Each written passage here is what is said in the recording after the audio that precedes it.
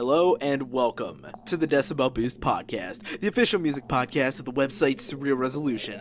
I'm your host, Robert, and this show is only slightly for millennials. And with me I have... Beelzebubsofficial.tumblr.com. Check it out, thank me later. And... Fusion, activate, ow, shit. That's the wrong thing to do. You didn't have the Mantar earrings, did you? No. Well, I mean, of course not. Why would anyone have those earrings? They're fucking stupid. But they're fashionable. Yeah, sure, if you're like an 83-year-old retired grandma living in Boca Raton. Well, of all of us, you would know more about Boca Raton than, Mark and I. Yeah. And thankfully, I'm only about a quarter of that age, so I'm nowhere near dying yet. Unless the meth head alligators come to get me, in which case, nice knowing y'all. Damn. Meth jokes. Those are always fun. So, anyway, yeah, episode 88. How's everything going with all y'all? Well, time for some more hotel horror stories because people be disgusting, yo. Now, when you say hotel horror stories, are we talking American Horror Story Season 5? No, we're talking about trashed hotel rooms. Because that's always topical. Because people have absolutely no respect for where they're staying in. Or paying $400 a night, up to $400 a night to stay in. Damn. Yeah, we've had some very, very, very trashed rooms to deal with in the past couple of days. Including today, which case one room had some stuff stolen out of it. That's always fun. So, basically, it looked like the set of Jerry Springer. No, not that bad, but there was enough cigarette residue all around and garbage on the floor everywhere. So, are we talking like rockstar damage or just plain old, these people are very uncourteous? Definitely more the latter, with lots of devilish children. Oh, damn. The children. The damn children. But it's not all bad. I'm getting the 4th of July off. Hooray! And next weekend off. And even today, I decided to take some time to unwind by going to the movies, because I got this thing called the AMC Stubs A-List membership. $20 a month. Any 3 movies you want per week. It pays for itself in 2 showings, so yeah, I'm going to take advantage of that. And I went and saw Uncle Drew today. That movie has just the right amount of heartwarming to it to make it a pretty enjoyable comedy romp. Tell me, how much of the Shaq Dojo is there? About 5 minutes worth.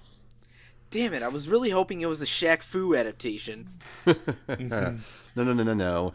We'll get that as soon as somebody greenlights the Barack Fu movie.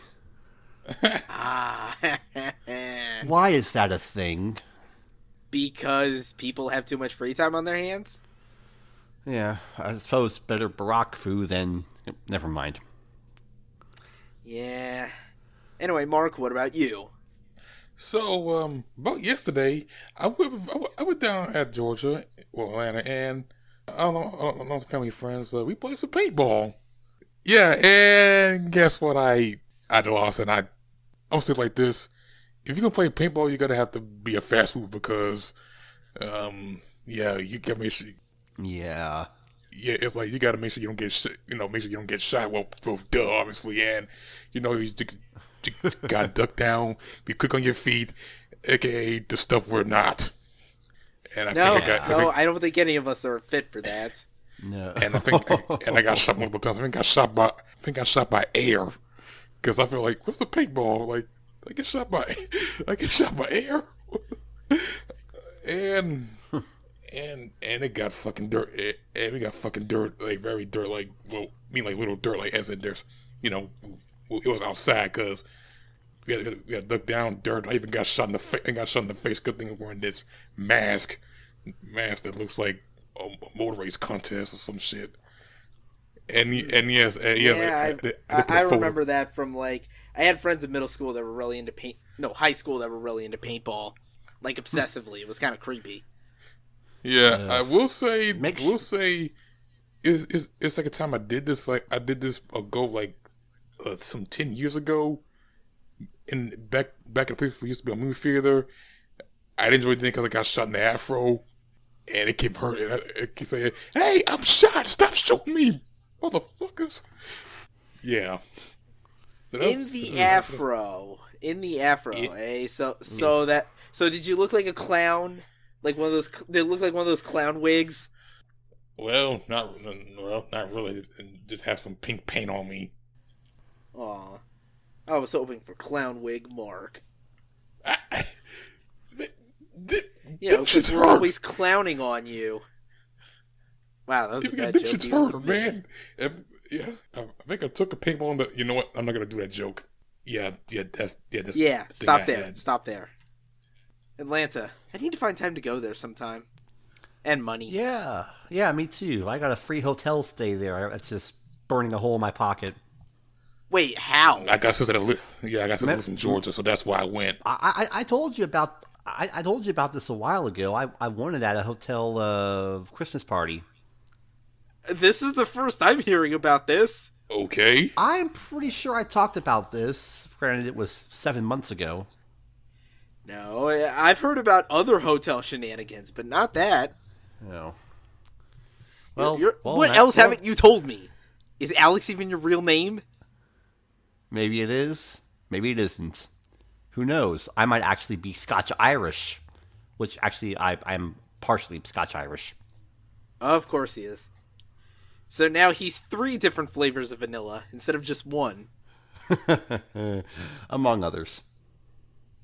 Anyway, as for me, I didn't really do much. I mean, I went to the movies with a friend who wanted to see Incredibles 2, so it was my second time seeing it, and, still feel about the same about it, honestly.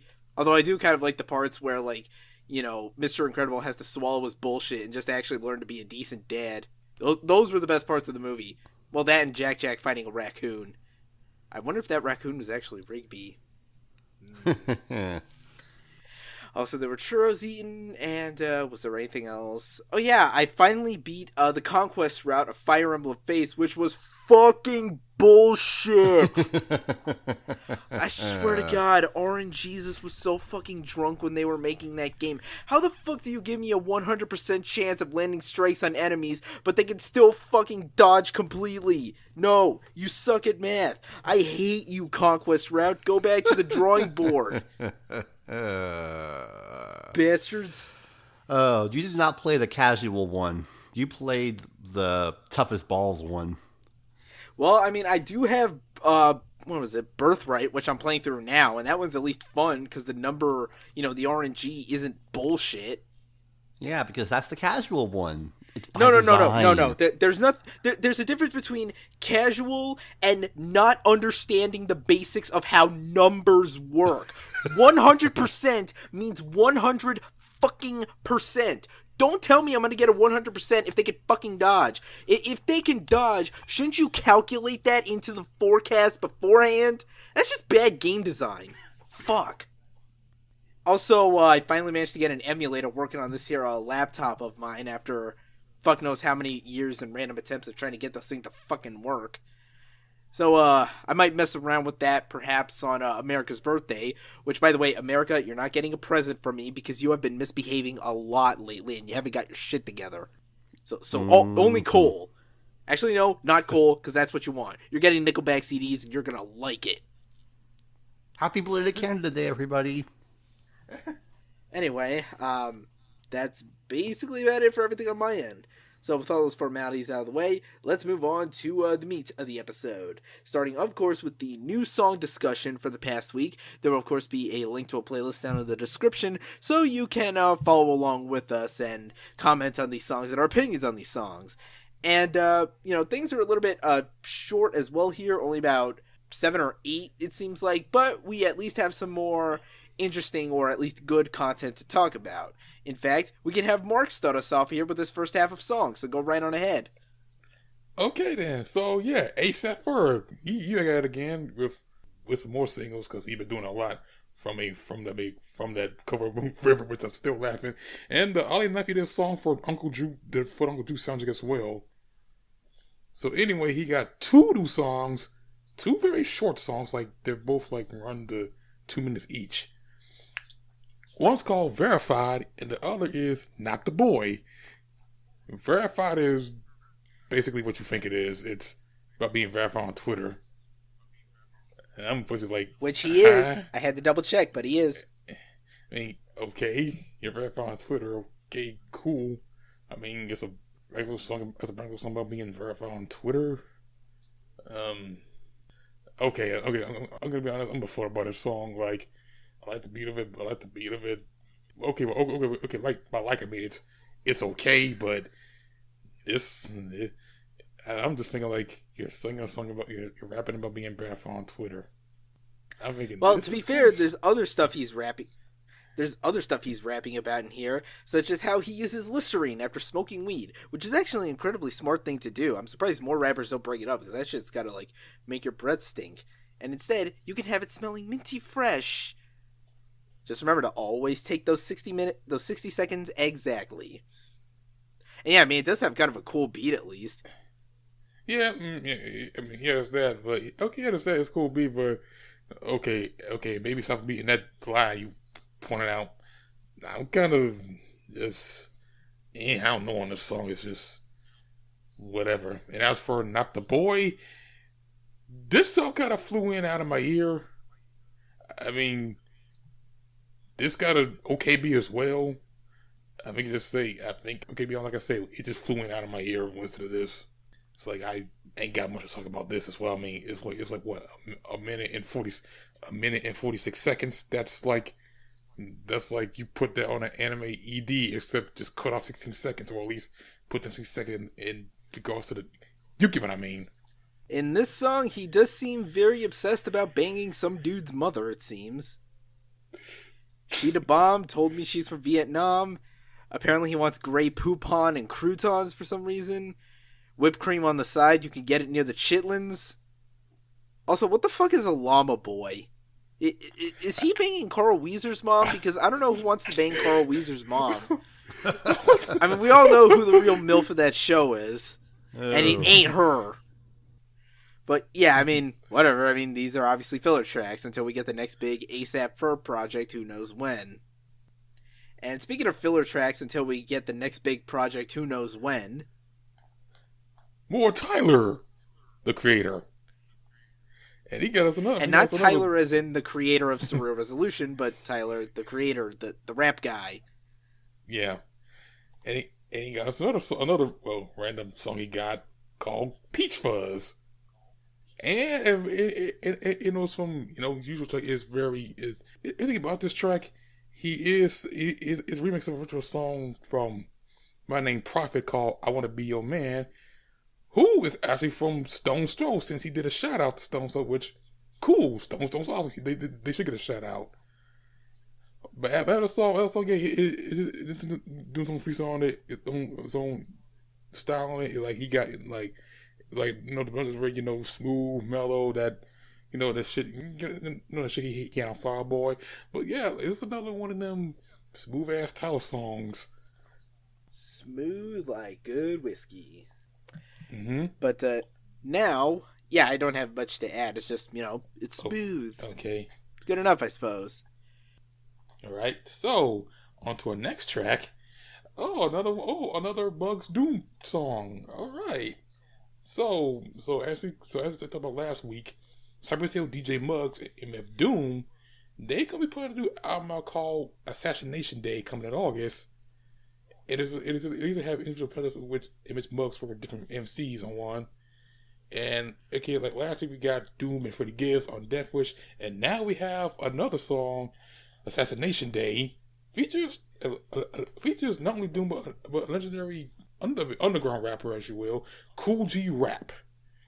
And I was like, this is some very murky and this is like some very dark, grim, lethal shit. Like this is some very dark comic book noir shit that you play in the street, in mean streets. This shit is definitely that good shit. And while like I listened to a couple of Cool rap songs before, like I listened before, like he's a cool MC. I dig him sometimes, but yeah, like I do like the rapping here as well. The more look into this, this album and how it talks about, like it says on Serial Gum, it says the album is the manic album with a vigilante concept, which hip hop takes corruption head on, figuratively killing all powerful evildoers in positions of power as it unfolds. Because I know it's like last week, before this got released, there's a video for Death Wish, which features the assassination of George Zimmerman, which okay, I like that. But yeah, as for this song, I like this much. I like Death Wish. They both got that murky shit, that murky legal shit that make you want to do some feminist things. This is one of the grimiest rap songs I've heard in a while to not be made by a literal grime artist. Seriously, this is some dark, like, very sludgy, slow driving kind of shit with those synthetic howling sort of, sharp string stings, especially sounding all horror movie and stuff, all, dark and creepy. Also, I'm guessing they must have been really hungry when recording this. Or at least Kool G Rap was, because his verse has a lot of, goes in hard on a lot of food references and wordplay. Some stuff about baking in the kitchen. Apparently there's some fish involved. He's eating steak and some brisket. Damn, dude, that is some beef overload right there. Don't get me wrong, I give you props for that, but, damn. You're eating well tonight. And don't forget cake and biscuit. Damn, this dude, I don't know what the hell kind of office potluck he was at, but I wish I was there. And what kind of biscuits are we talking about here? Are we talking, what was the one that Riley Freeman said to never feed a hoe? Oh yeah, the cheddar biscuits! The cheddar, the cheddar bay red lobster biscuits. God, now I want some cheddar biscuits. Okay, note to self, find some time to get cheddar biscuits, churros, and learn how to make General Tso's chicken. But, yeah, it's a good song, although there's one thing I kind of have to question here. There's a point where Doom says something, and I hope I jotted down the lyric here right. Nick Jr. on mute, tough and bleed at night. Okay, correct me if I'm wrong, but I'm pretty sure Nick Jr. comes on at 6 a.m., and by that point, it's technically morning, so I don't know why Nick Jr. would be on in the night, unless either he had it DVR'd, which, why would he be DVRing Nick Jr., or if it's just supposed to be, some Nick at Night wordplay, which, hey, if he wants to watch Glenn Martin DDS, cool, but I'm sure he can find better late-night TV to watch. Oh yeah, also, I think Nick Jr. has his own channel. I'm serious, Nick Jr. has his own channel, I'm looking at it right now on Dish. Nick Jr., 169. Mm-hmm. Nice. It's funny because it said 69. But yeah, I'm actually really looking forward to this one, when it drops August 3rd. But anyway, let's move on from that to a top 5 contender from last year. That's right, the electronic producer Iglooghost already has his next 2 releases lined up for the same day, August 8th. He's going to be releasing a pair of EPs simultaneously, one called Clear to May and the other called Steel Mogu. And at least according to the piece here and the information he put out, these are apparently supposed to be conceptual prequels to Neo Wax Bloom, although I'm not sure how you really do that in the context of this kind of wonky-ass electronic music. It's not exactly One Tricks Point Never, even though I still really like it, so... But anyway, we've been given a track from one of these EPs, the closing track of Steel Mogu, Niteracer, and... yeah, as we've said before, this is some gloriously wonky-ass Iglooghost material. There's a ton of, energetic skittering in the drum beats and the actual synthetic melodic patterns, the winding, booming bass synthesizers, the really whack alien kind of, voices kind of pitching up and down, the shimmering distortions and the rumbling kicks, it's one of those things that's all over the place and really packed with lots of, small details here and there, and it warrants multiple listens, but I just know it's some damn banger ass shit right here. So, Mr. Ghost, if I can call you that, you have my curiosity, and now you have my attention. This is dope as hell. Oh, it's so good, so good, so good, so good. What they said, I could definitely fuck with this track. This is some good shit from Iglooghost, and and for that double EP.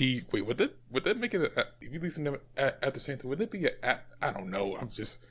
Hey, look, if they want to release it that way, then let them. Just like how if Kanye wants to release a bunch of 7-track albums, let them. Especially since I hear he's apparently doing one with Chance the Rapper, supposedly. Yeah, or he might be doing 52 albums in 52 weeks, aka the Nisio Isin Challenge. Kanye Monogatari. That is the best and worst pun I have ever come up with on this podcast. Okay, yeah, but yeah, this Iglooghost track, it's some good shit. And now I'm gonna tag out since fully because next 4 you still got it. Mm-hmm. Yep, finally we got some good metal material to dive into.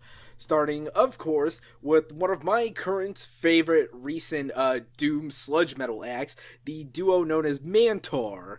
Yes, these lads are finally up to their 3rd full-length album, The Modern Art of Setting Ablaze, which will come out August 24th. And we have the lead-off single and video from the album, Age of the Absurd. And, it's every bit as ominous, dark, and just caked in musical filth as anything else they've released in the past, which includes songs such as Era Borealis. And no, you can't see. But, it opens with this really, kind of offbeat, guitar and drum combo that's kind of really emphasizing the upbeats before getting into some really, chug heavy guitars and, tom fills. And then the verses are this really just muddy assault of these slow but pounding blast beats, those vicious, gnarly, throaty screams and everything. And the actual choruses have that typical, sort of black metal chord progression and key signature. And there's even that really fucking just killer bridge, that's very heavy on the groove, where the drums settle into this, halftime groove sort of thing, and the guitars layer on those heavy hammer-on rhythms, and they even find room to work in a bass solo in there. And I like the part in the video just where you could tell it just completely stops and then cuts full center to the guitars just holding the bass in there. They really want you to pay attention to this one part right here, man. Yeah, well, the song does start off pretty strong, but leading into the verse, it kind of lost me. It's not quite a bad song by any means, but it just didn't deliver to what I was expecting after that really great build-up. It just sort of teetered off into more black metal halftime blast beat fill stuff. They can't all be winners for all people, I suppose. But anyway, let's move on to something that I'm sure is going to get a lot more attention by a lot of people. So we finally have an album announcement proper from the lads in Alice in Chains. Coming out the same day as the new Mantar album, oddly enough. Their newest album is called Rainier Fog. And we have the second single to go along with that, the track So Far Under. And this one, I will admit, I actually like quite a bit more than the first single we got. Maybe that has a bit to do with the fact that William Duvall is credited as the key songwriter on this one, and even plays the solos on it as well. But this one, it's got this pretty slow but steady driving kind of hefty groove in the verses, which are especially driven home by those really elongated sort of guitar bends in the main riff, which kind of continues in the chorus, especially the way the guitars just layer more and more. So you have those low end grooves, and you have these sort of listless kind of hazy droning lead melodies playing off against some disorienting chord progressions. And, the vocal performances overall are pretty good too. And it does feel a bit like Duvall is getting a bit more, singing time on here. Although it still feels like he's mostly reduced to, like, harmonizing with Cantrell. But, hey, it's something at least. Mm-hmm. Pretty sludgy and grooving. I can dig it. But to me, it is just, it's eerie how much the harmonized vocals sound like Lane Staley's still there. And so far, the first 2 tracks you've heard on this upcoming album have been giving me some solid promise. I'm expecting a lot of great things from this, and so far, I'm getting it. I eagerly await more. Maybe hopefully it'll be like a bit of a bounce back from the Devil Put Dinosaurs here, which, I liked when I first heard it, but going back recently, it doesn't do as much for me as Black Gives Way to Blue did. But that's just one man's opinion. And now for this next song, since it concerns some developments in the universe of The Periphery, we'll of course throw it over to the resident Periphery expert. So Alex, you have the floor. Alright, so a couple of months ago, we heard a couple of rumblings that Periphery members Misha Mansour and Jake Bowen were looking to expand into more of an electronic little project on the side, and we now have it, entitled 4 Seconds Ago. This is pretty much their electronic side project. A bit different from the Misha Mansour, Mark Holcomb Haunted Shores project, but it's still pretty good. The first song we've gotten from this band, Fadeaway, off of their debut album, The Vacancy, on September 28th, coming courtesy of their new self-published label, 3 Dots. This song is pretty ambient and chill, and it's always nice to hear these guys branch out from their usual norm of high-gain gens, although we're expecting some since they're in the middle of writing Periphery 4, supposedly called Periphery 4, at least to me. But yeah, this is definitely worth checking out if you're into that sort of lighter, ambient, electronic fare. So I wonder, is there anyone else involved with this band, and who is singing? Is it Misha or is it Jake? I'm not entirely sure. Truth be told, I'm not sure I really picture either of them as singers. Although if I had to hazard a guess, maybe Jake more than Misha. All I know is this song is okay.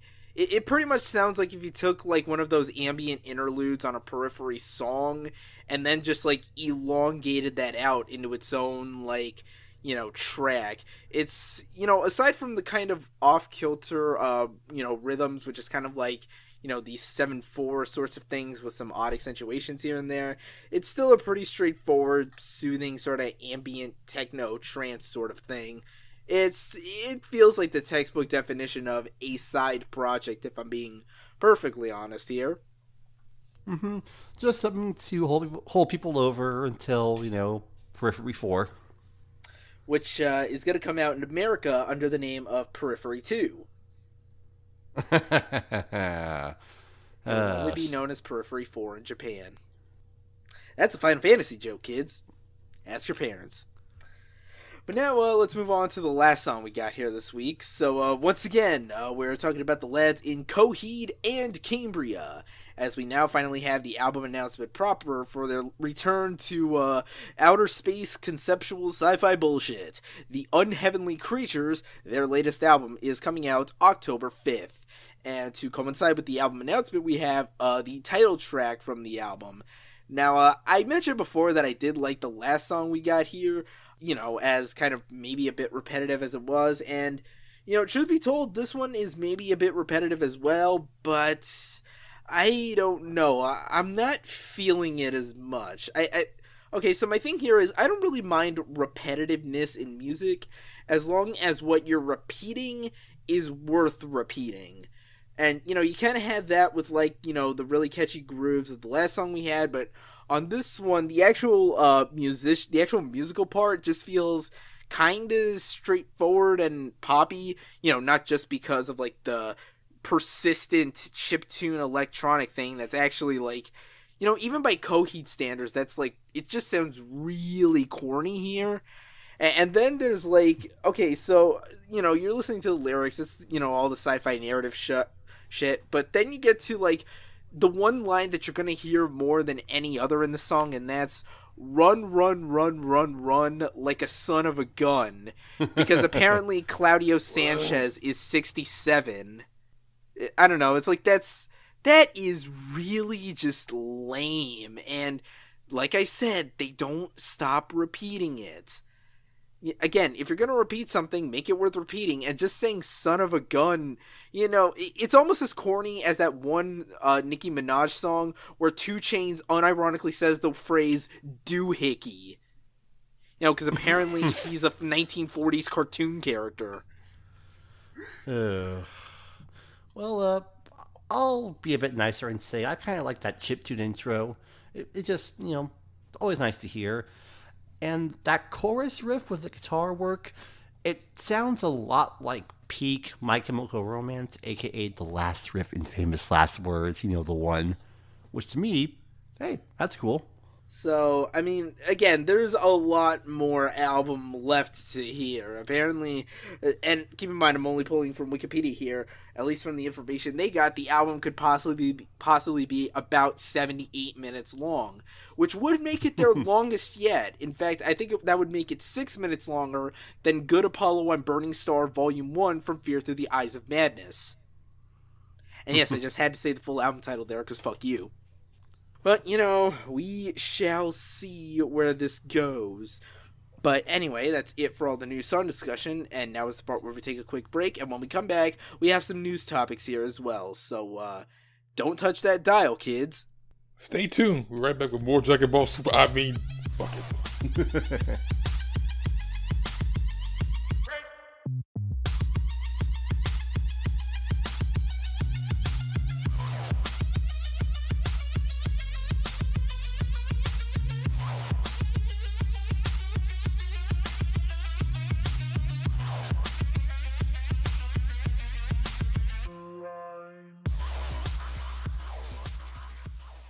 And we're back. So, let's talk about that random non sequitur intro thing I did for a second.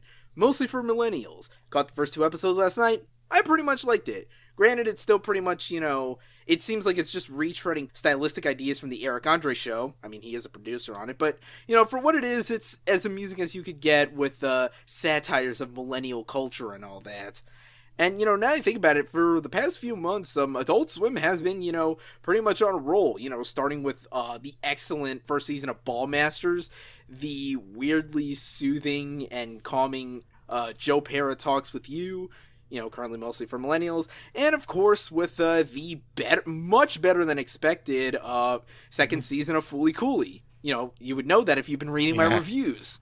Mm-hmm. Which I hope you all are. Why wouldn't you, unless you were trying to hurt my feelings? And, of course, that's going to continue next month when we finally get the newest season of The Venture Brothers. Finally, we don't have to wait like 5 fucking years. It was just 2 years instead. Yay. But it looks like the good times for Adult Swim are not slowing down yet. For, you see, we got a bit of a teaser from, of all people, Mr. Carl Jones, who you might recognize best as a producer on the Adult Swim classic The Boondocks, which ran for 3 seasons and no more. Yes, no more. Also he's the voice of Darknificent. Booty butt, cheeks! Cheeks! Yes, it appears on a social media post, I believe on Instagram mainly. Carl Jones has actually teased that he's apparently working on a new Adult Swim cartoon. You know, the post was simply titled, "New Tune Coming Soon," and the image itself is actually just a collage of several actors and writers. The writers involved Gianna Lawrence, Quinta Brunson, and Judnick Maynard. But what stood out most specifically were 2 other figures pictured in that little collage. One was Drum, and the other is Vince Staples. Oh. Yes, this is a very intriguing development, and I would like to point out that in the Pitchfork piece, they point out that Jason DeMarco tweeted, "Hell yeah," in response to the post, which is kind of funny considering Drom's opinions on Toonami, of all things. I forgot about that. You He's forgot probably about one that, of the but I people haven't. mad the King of the Hill is gone. I know. What is this Dragon Ball crap? Where's my King of the Hill? It's like they replaced the greatest anime of all time with an anime that's only mediocre at best. I'm mad about this. Well, at least it was a Cleveland show. That is true. But, you know, whatever this cartoon could possibly be, I guess we'll have to wait a bit. Like, didn't they already do, like, the upfront presentations recently? And I'm not sure we heard anything about that, so maybe yeah, this that was back in May. Yeah, so maybe this is a thing for next year? Who knows? Because I know once they do the, what is it? I imagine once they finish up the Venture Bro season, they're probably gonna, you know, segue straight into Dream Corp season 2, and then whatever happens after that. But guess we'll have to wait and see what Mr. Jones and you know, the rest are having in place, what their plans are. Sorry, I'm getting off track here. Anyway, let's move on to the next topic here. So, as we all know, shit has been FUCKED in the realm of the Grammys. You know, especially because Neil Peart now keeps shit in the bed.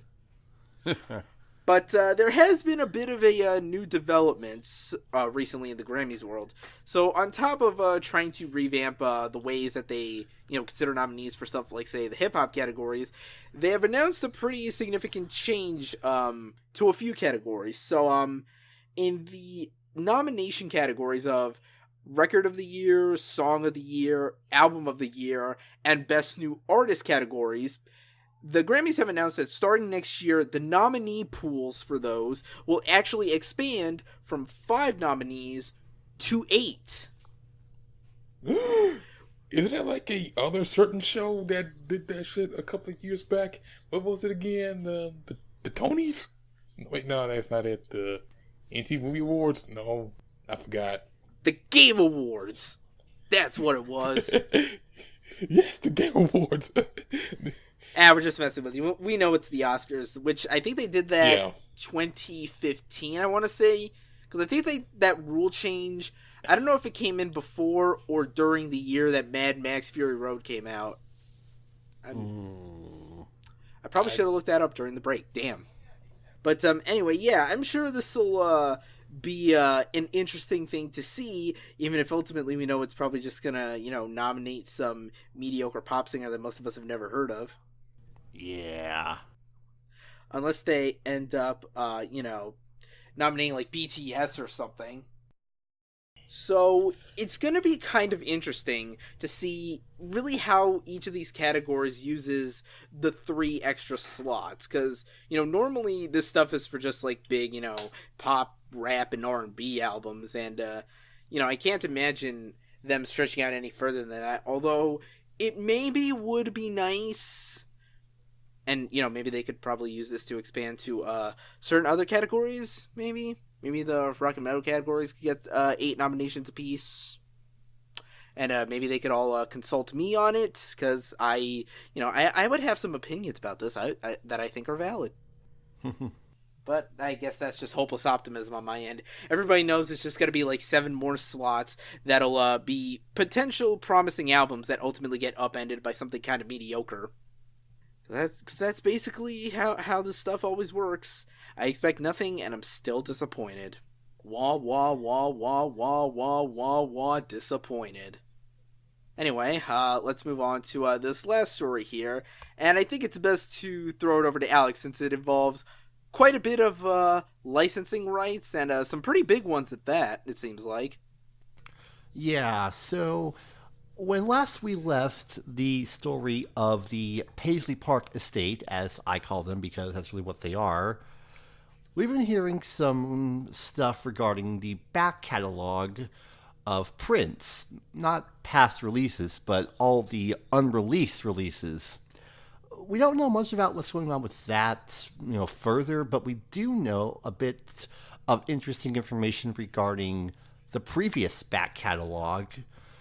As in, the Paisley Park Estate has signed a deal with Sony Music to re-release Prince's back catalog of 35 albums. And much like the Marvel Studios situation, it's going to be in phases.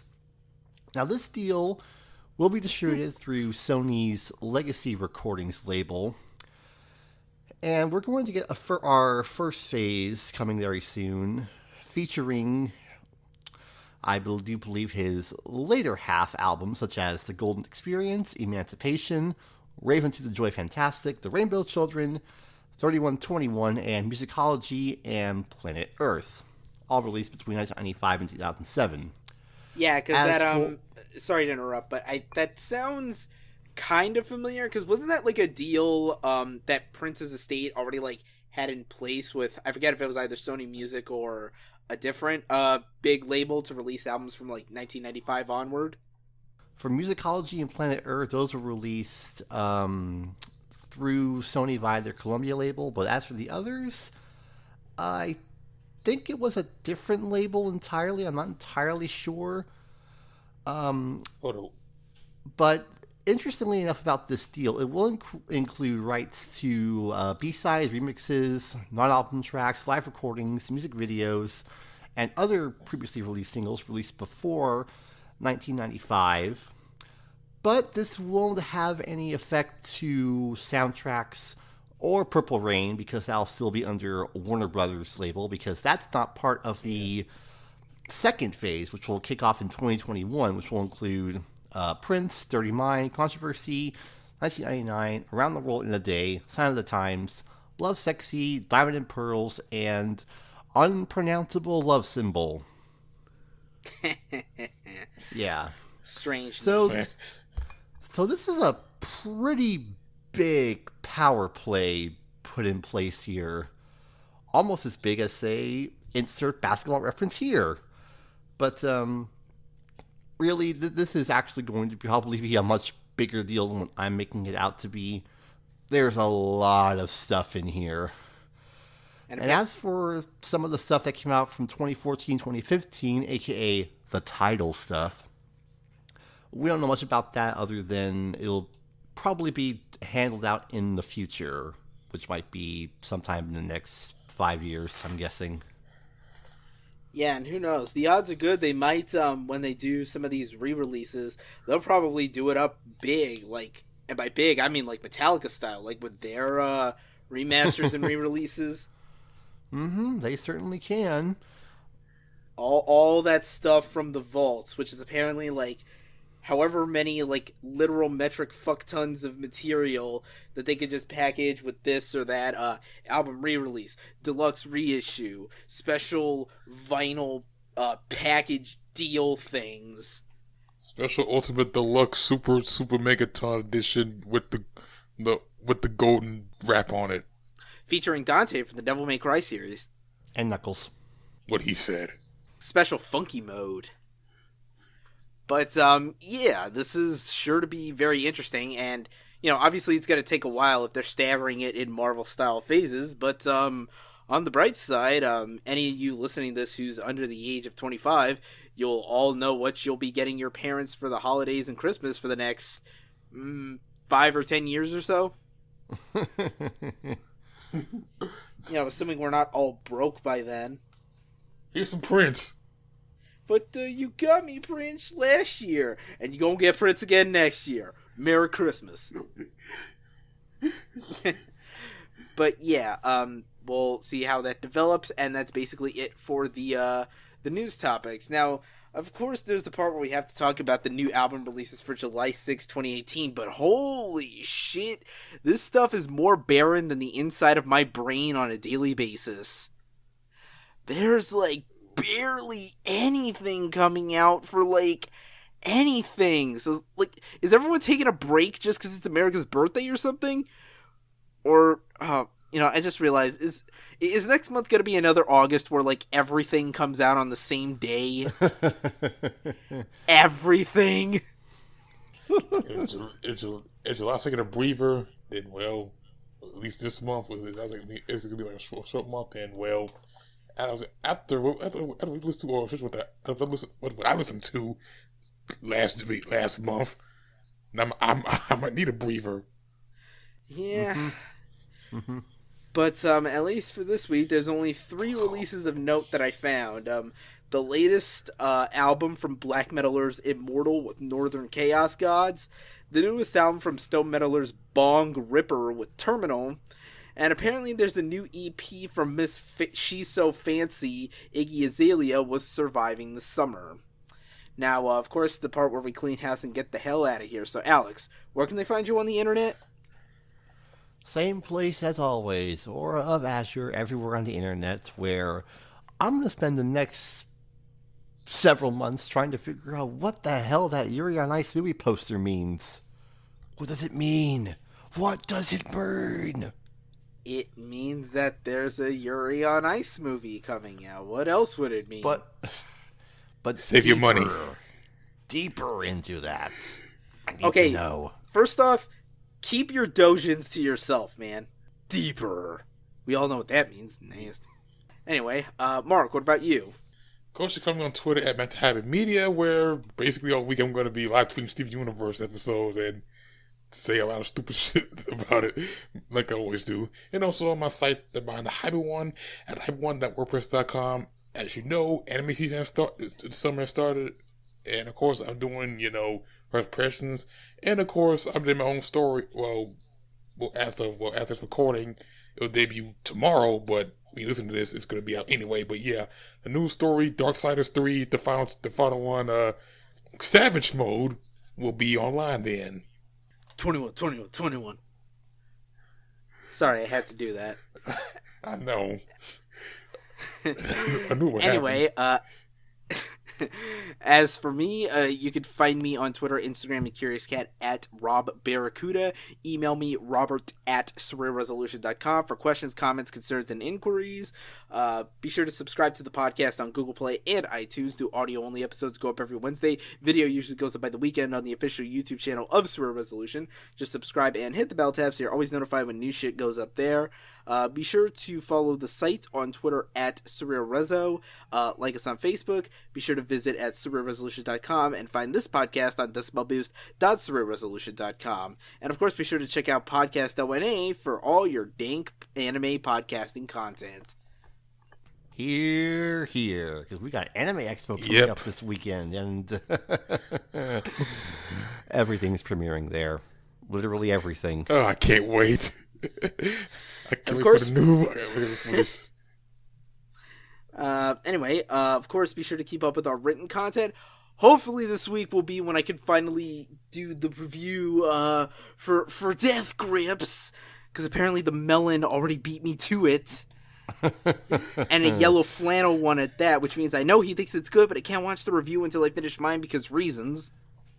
Can't have my opinions tainted. It was so powerful. I opened up YouTube and it immediately opened up the review. The melon is controlling my phone with his mind. That or Couchy Chester figured out some weird hack job. Oh boy! I'm a hack man! Anyway, be sure to jump into our Discord if you ever want to see me shitpost car salesman memes. And, of course, shout out to the producer, Mr. E, for graciously letting me use his music for this podcast. Links to his shit down in the description. So, thank you for joining us this week for episode 88. Of course, we'll see you next week, both for the main episode and the album roundup for the last month. So, keep an eye out for that. And until next time, this bad boy can fit so many fucking podcasts in it.